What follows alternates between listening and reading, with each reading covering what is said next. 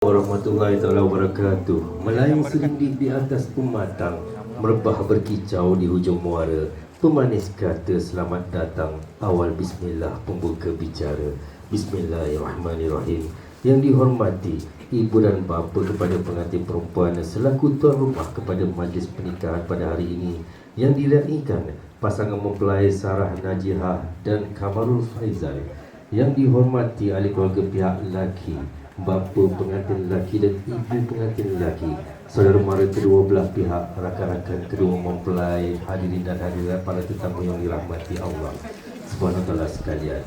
Saya Errol, pengacara majlis pada hari yang berbahagia ini, mengucapkan selamat datang ke majlis pernikahan Sarah Najihah binti Hamid dan Kamarul Faizal bin Abdul Aziz.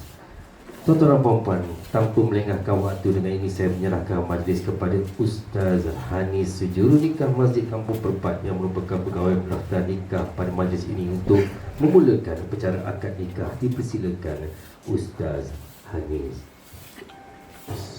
Terima kasih juru acara kita pada petang ini. Alhamdulillahirabbil alamin, assalatu wassalamu ala Rasulillah wa ala alihi